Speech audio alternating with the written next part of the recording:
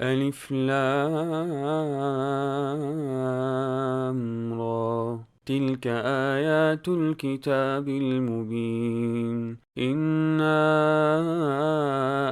أنزلناه قرآنا عربيا لعلكم تعقلون.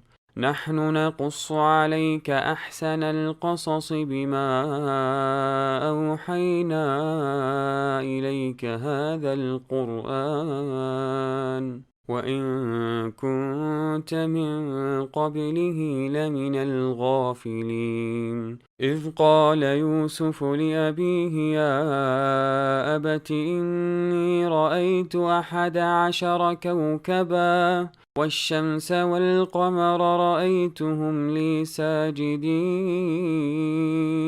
قال يا بني لا تقصص رؤياك على إخوتك فيكيدوا لك كيدا إن الشيطان للإنسان عدو مبين. وكذلك يجتبيك ربك ويعلمك من تأويل الأحاديث ويتم نعمته عليك وعلى آل يعقوب كما أتمها على أبويك من قبل إبراهيم وإسحاق إن ربك عليم حكيم. لقد كان في يوسف وإخوته آيات للسائلين إذ قالوا ليوسف وأخوه أحب إلى أبينا منا ونحن عصبة إن أبانا لفي ضلال مبين. اقتلوا يوسف أو اطرحوه أرضا يخل لكم وجه أبيكم وتكونوا من بعده قوما صالحين. قال قائل منهم لا تقتلوا يوسف وألقوه في غيابة الجب يلتقطه بعض السيارة إن كنتم فاعلين. قالوا يا أبانا ما لك لا تأمنا على يوسف وإنا له لناصحون. أرسله معنا غدا يرتع ويلعب وإنا له لحافظون. قال إني ليحزنني أن تذهبوا به وأخاف أن يأكله الذئب وأنتم عنه غافلون. قالوا لئن أكله الذئب ونحن عصبة إنا إذا لخاسرون. فلما ذهبوا به وأجمعوا أن يجعلوه في غيابة الجب وأوحينا إليه لتنبئنهم بأمرهم هذا وهم لا يشعرون. وجاءوا أباهم عشاء يبكون. قالوا يا أبانا إنا ذهبنا نستبق وتركنا يوسف عند متاعنا فأكله الذئب وما أنت بمؤمن لنا ولو كنا صادقين. وجاءوا على قميصه بدم كذب قال بل سولت لكم أنفسكم أمرا فصبر جميل فصبر جميل والله المستعان على ما تصفون. وجاءت سيارة فأرسلوا واردهم فأدلى دلوه قال يا بشرى هذا غلام وأسروه بضاعة والله عليم بما يعملون. وشروه بثمن بخس دراهم معدودة وكانوا فيه من الزاهدين. وقال الذي اشتراه من مصر لامرأته أكرمي مثواه عسى أن ينفعنا أو نتخذه ولدا. وكذلك مكنا ليوسف في الأرض ولنعلمه من تأويل الأحاديث والله غالب على أمره ولكن أكثر الناس لا يعلمون. ولما بلغ أشده آتيناه حكما وعلما وكذلك نجزي المحسنين. وراودته التي هو في بيتها عن نفسه وغلقت الأبواب وقالت هيت لك قال معاذ الله إنه ربي أحسن مثواي إنه لا يفلح الظالمون. ولقد همت به وهم بها لولا أن رأى برهان ربه كذلك لنصرف عنه السوء والفحشاء إنه من عبادنا المخلصين. واستبق الباب وقدت قميصه من دبر وألف يا سيدها لدى الباب. قالت ما جزاء من أراد بأهلك سوءا إلا أن يسجن أو عذاب أليم. قال هي راودتني عن نفسي وشهد شاهد من أهلها إن كان قميصه قد من قبل فصدقت وهو من الكاذبين وإن كان قميصه قد من دبر فكذبت وهو من الصادقين. فلما رأى قميصه قد من دبر قال إنه من كيدكن إن كيدكن عظيم. يوسف أعرض عن هذا واستغفري لذنبك إنك كنت من الخاطئين. وقال نسوة في المدينة امرأة العزيز تراود فتاها عن نفسه قد شغفها حبا إنا لنراها في ضلال مبين.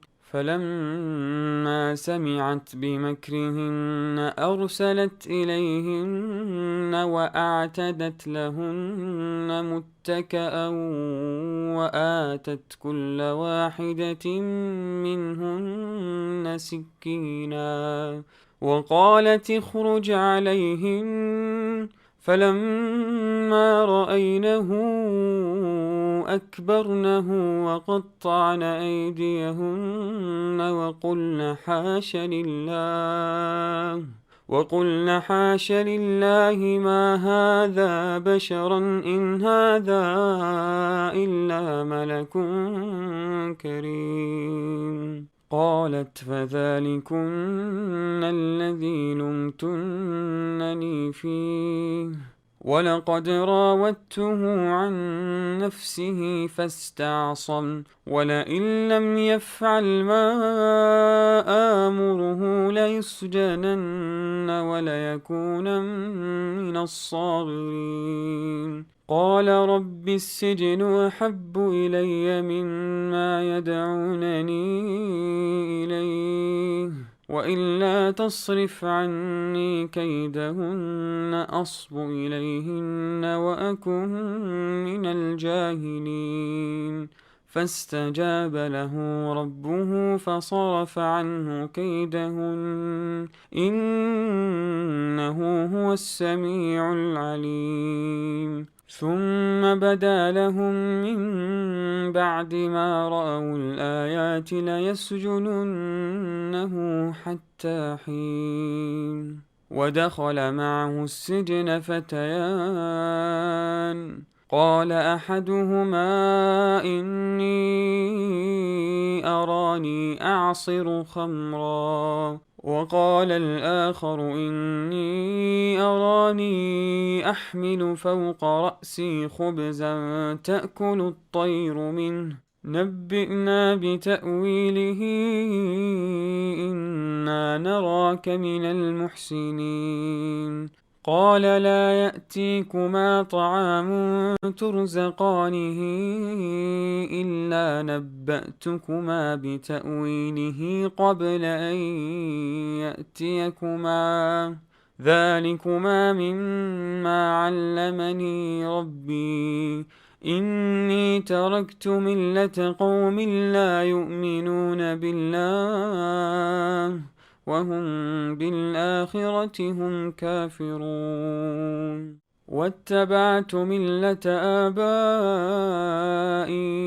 إبراهيم وإسحاق ويعقوب ما كان لنا أن نشرك بالله من شيء ذلك من فضل الله علينا وعلى الناس ولكن أكثر الناس لا يشكرون. يا صاحبي السجن أأرباب متفرقون خير أم الله الواحد القهار. ما تعبدون من دونه إلا أسماء سميتموها أنتم وآباؤكم ما أنزل الله بها من سلطان إن الحكم إلا لله أمر ألا تعبدوا إلا إياه ذلك الدين القيم ولكن أكثر الناس لا يعلمون. يا صاحبي السجن أما أحدكما فيسقي ربه خمرا وأما الآخر فيصلب فتأكل الطير من رأسه قضي الأمر الذي فيه تستفتيان. وقال للذي ظن أنه ناج منهما اذكرني عند ربك فأنساه الشيطان ذكر ربه فلبث في السجن بضع سنين.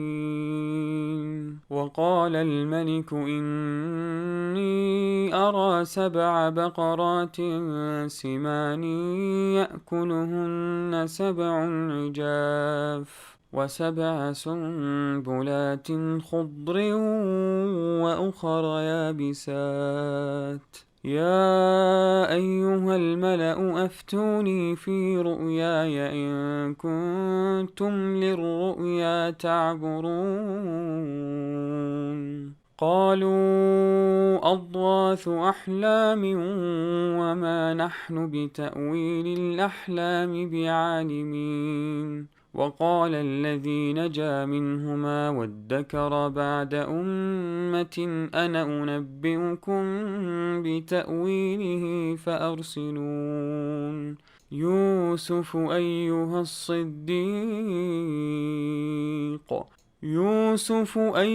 الصديق أفتنا في 7 بقرات سمان يأكلهن 7 عجاف و7 سنبلات خضر وأخر يابسات لعلي أرجع إلى الناس لعلهم يعلمون قال تزرعون 7 سنين دأبا فما حصدتم فذروه في سنبله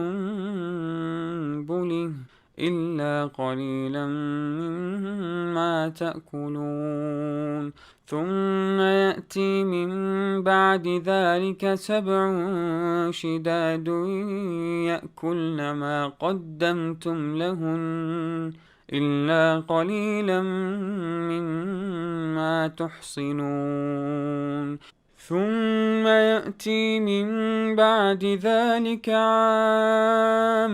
عام فيه يغاث الناس وفيه يعصرون وقال الملك ائتوني به فلما جاءه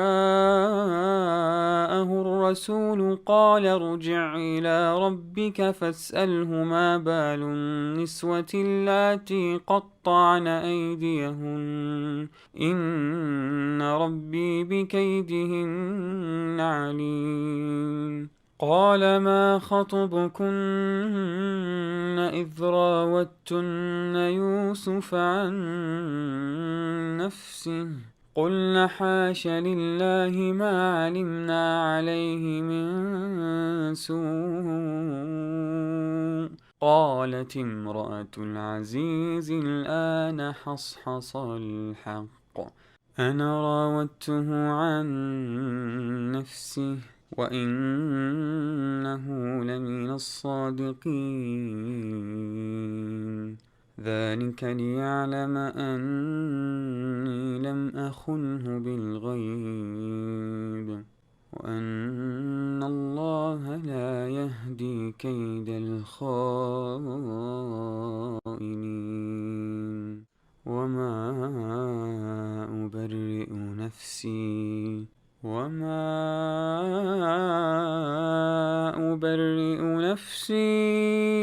إن النفس لأمارة بالسوء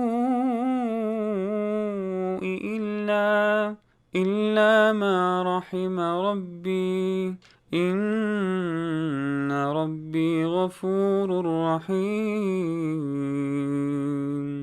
وقال الملك ائتوني به أستخلصه لنفسي فلما كلمه قال إنك اليوم لدينا مكين أمين قال اجعلني على خزائن الأرض إني حفيظ عليم وكذلك مكنا ليوسف في الأرض يتبوأ منها حيث يشاء نصيب برحمتنا من نشاء ولا نضيع أجر المحسنين ولأجر الآخرة خير للذين آمنوا وكانوا يتقون وجاء إخوة يوسف فدخلوا عليه فعرفهم وهم له منكرون ولما جهزهم بجهازهم قال ائتوني بأخ لكم من أبيكم ألا ترون أني أوفي الكيل وأنا خير المنزلين فإن لم تأتوني به فلا كيل لكم عندي ولا تقربون قالوا سنراود عنه أباه وإنا لفاعلون. وقال لفتيانه اجعلوا بضاعتهم في رحالهم لعلهم يعرفونها إذا انقلبوا إلى أهلهم لعلهم يرجعون. فلما رجعوا إلى أبيهم قالوا يا أبانا منع منا الكيل فأرسل معنا أخانا نكتل وإنا له لحافظون.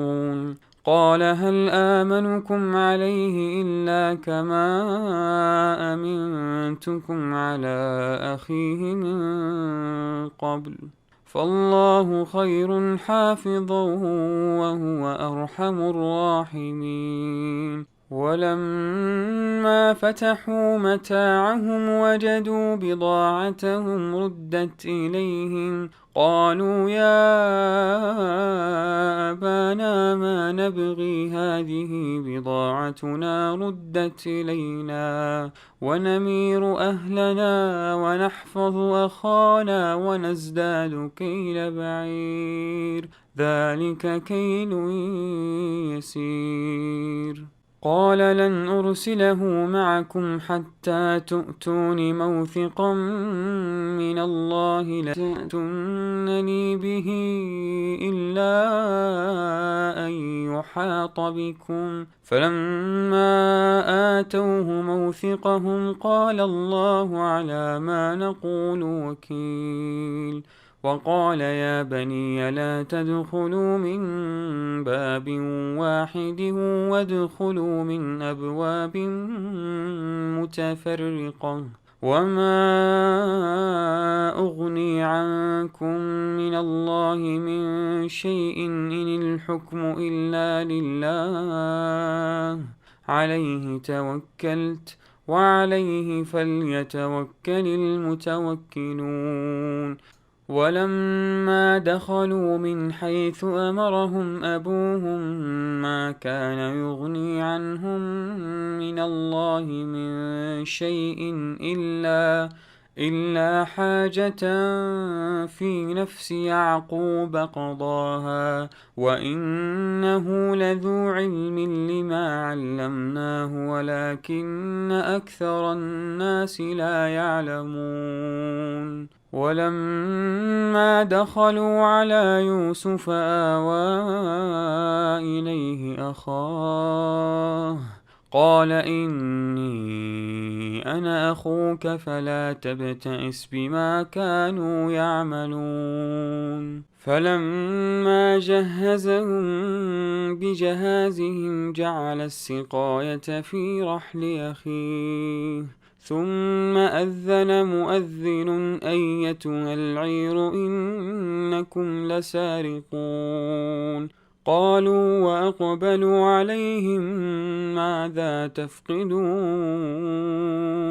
قالوا نفقد صواع الملك ولمن جاء به حمل بعير وأنا به زعيم. قالوا تالله لقد علمتم ما جئنا لنفسد في الأرض وما كنا سارقين.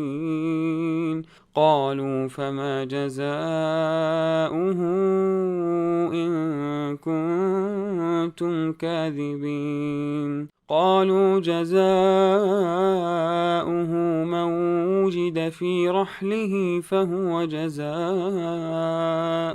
كذلك نجزي الظالمين. فبدأ بأوعيتهم قبل وعاء أخيه ثم استخرجها من وعاء أخيه كذلك كدنا ليوسف ما كان ليأخذ أخاه في دين الملك إلا أن يشاء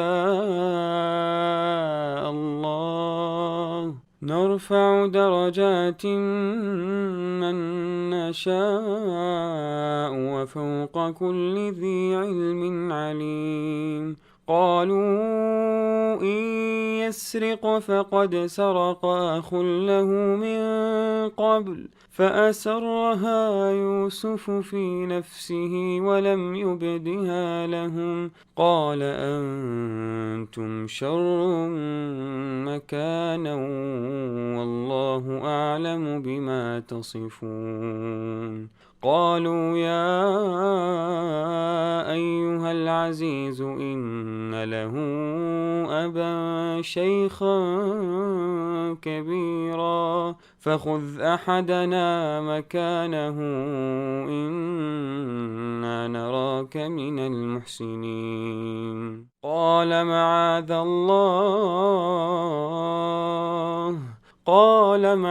الله أن نأخذ إلا من وجدنا متاعنا عنده إنا إذا لظالمون. فلما استيئسوا منه خلصوا نجيا قال كبيرهم ألم تعلموا أن أباكم قد أخذ عليكم موثقا من الله ومن قبل ما فرطتم في يوسف فلن أبرح الأرض حتى يأذن لي أبي أو يحكم الله لي وهو خير الحاكمين. ارجعوا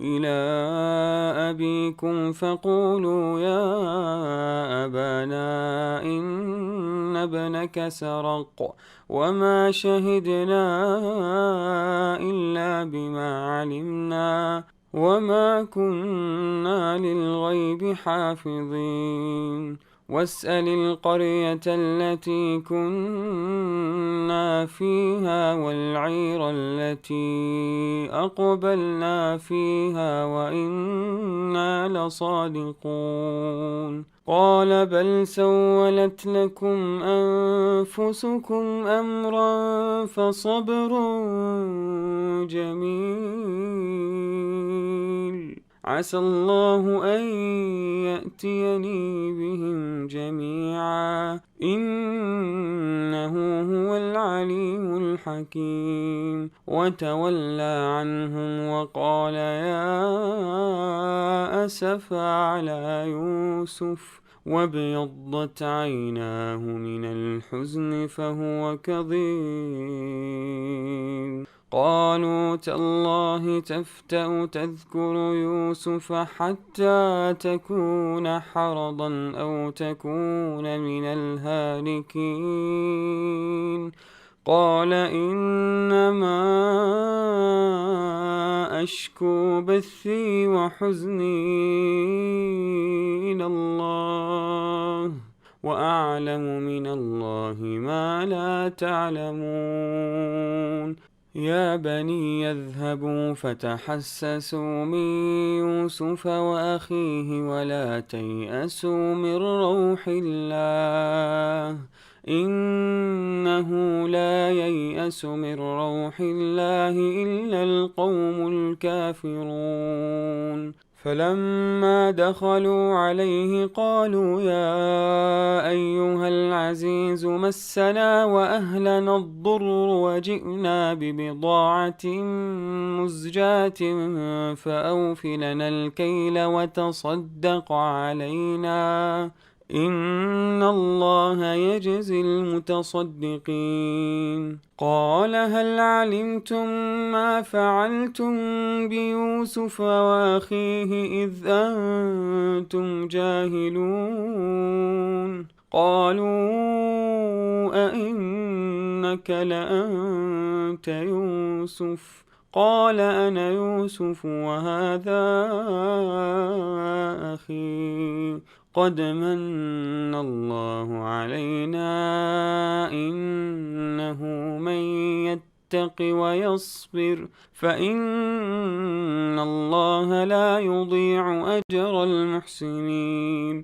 قالوا تالله لقد آثرك الله علينا وإن كنا لخاطئين. قال لا تثريب عليكم اليوم يغفر الله لكم وهو أرحم الراحمين.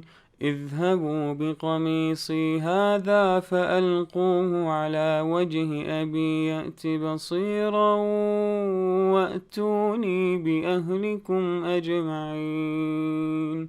ولما فصلت العير قال أبوهم إني لأجد ريح يوسف لولا أن تفندون.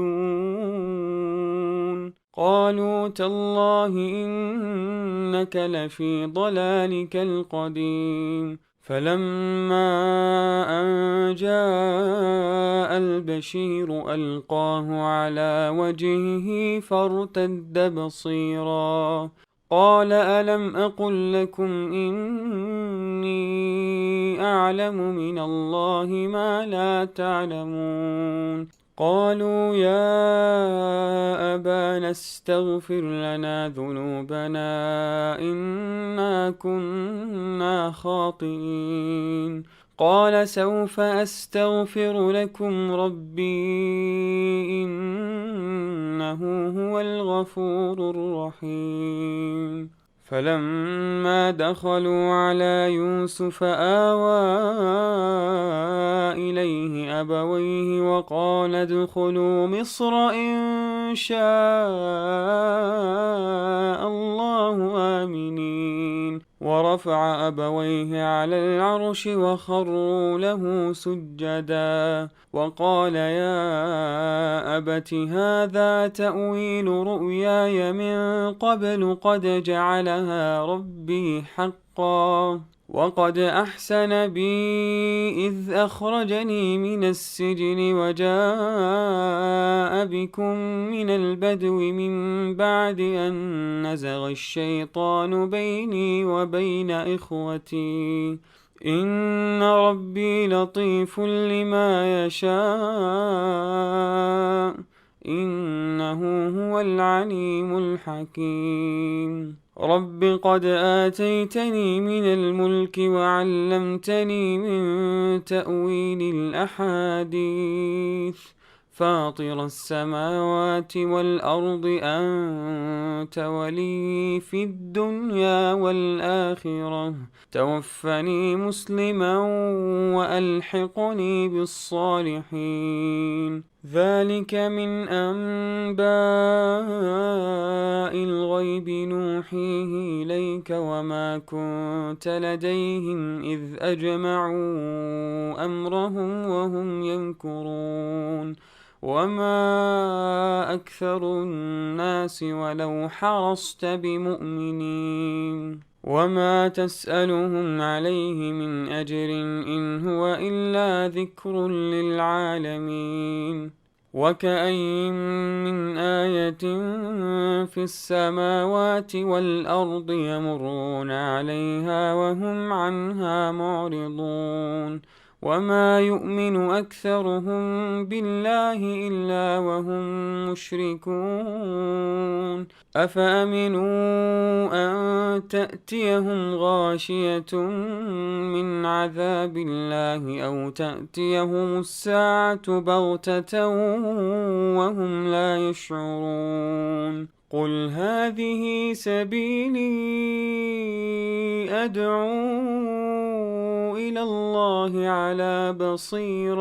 على بصيرة أنا ومن اتبعني وسبحان الله وما أنا من المشركين. وما أرسلنا من قبلك إلا رجالا نوحي إليهم من أهل القرى أفلم يسيروا في الأرض فينظروا كيف كان عاقبة الذين من قبلهم ولدار الآخرة خير للذين اتقوا أفلا تعقلون.